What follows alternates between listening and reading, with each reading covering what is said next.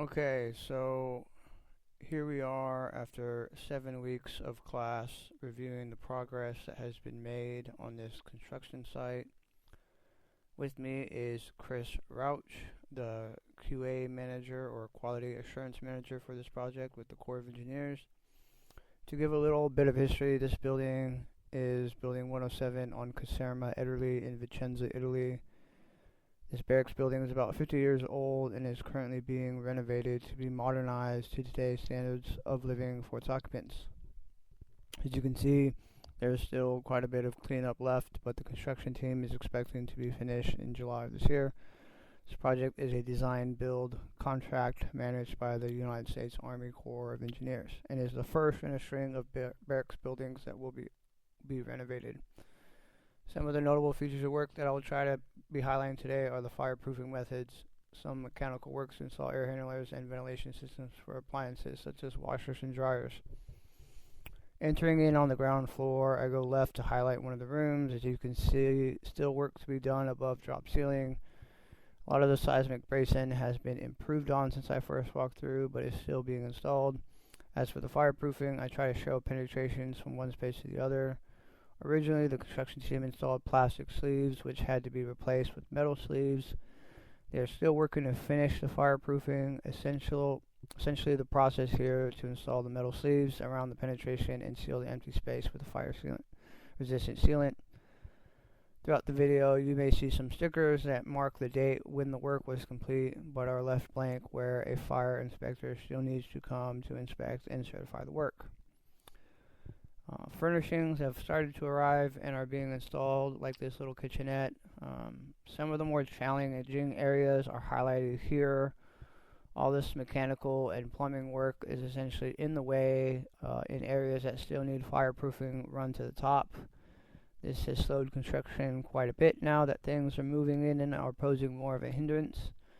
Because the progress has been slow, there's not a lot of activity today, only a few people around working to catch up on some of these efforts. So now we are going upstairs where most of the living spaces are. We'll go left here to showcase the day room or common area.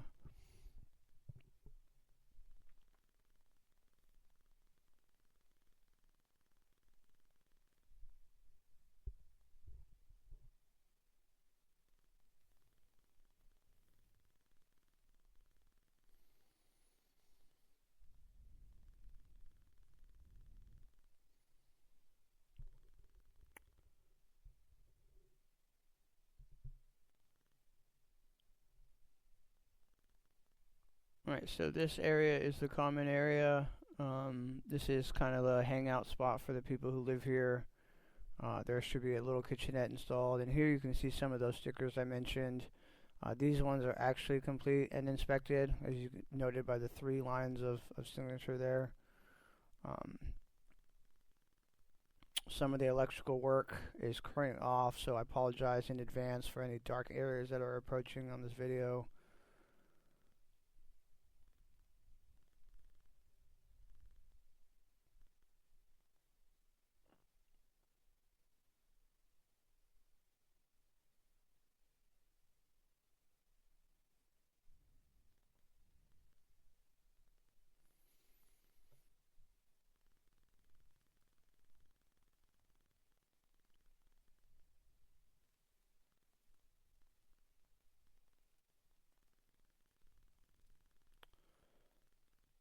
So here you can see some of the bathroom amenities have already been installed. Still things missing like shower heads and things of that nature. And we go into one of the rooms to showcase some of the mechanical work that they've done. This is the same type of work that you'll see in all of the rooms. So originally there was an issue with the install of the drop ceiling grid.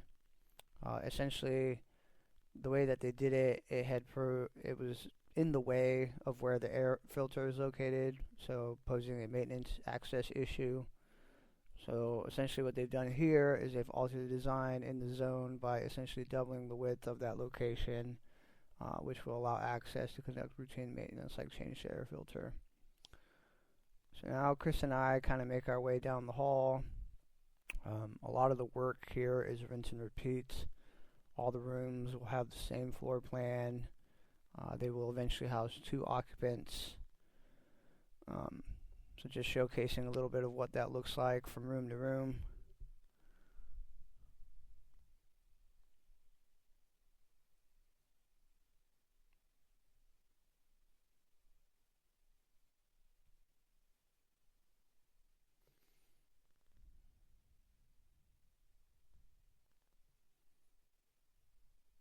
Again, not a lot of activity going on right now, which is a slight concern from USA's standpoint, considering the project itself is about a year off schedule.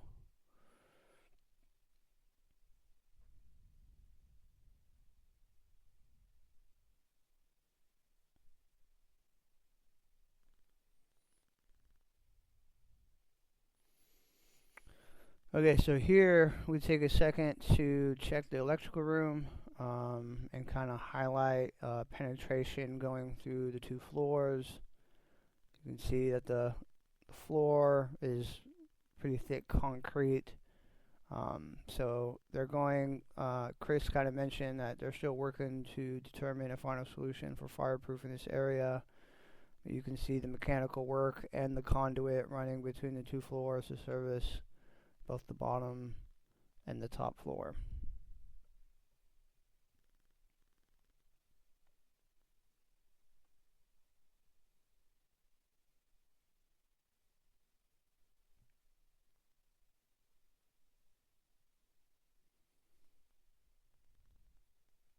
We continue to make our way down the hallway, just highlighting some more of the penetrations that still need to be worked on or partially complete.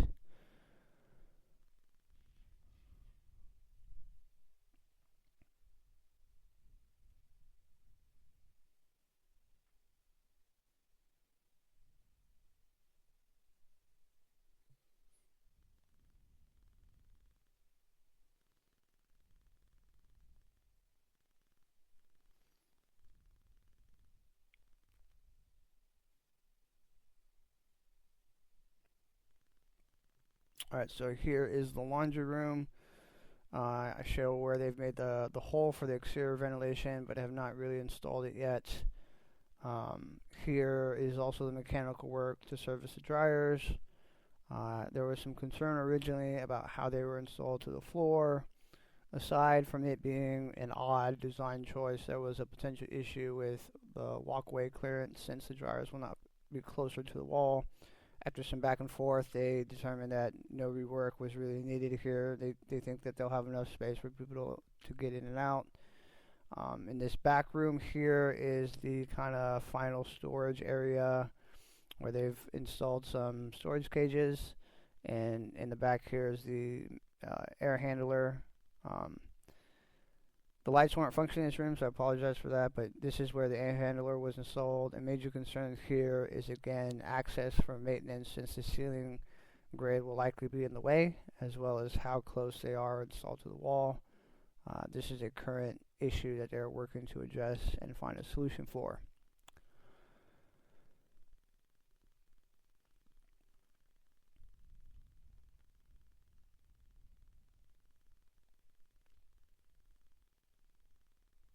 And that's pretty much it. This project has been pretty straightforward to document. Fortunately, not a whole lot of exciting things to witness, but they've been really working to get this thing done. Again, as I mentioned, it's about a year late on the schedule, so unfortunate for the local contractor to have to deal with this, but yeah, everybody's really looking forward to getting this project done. Thanks.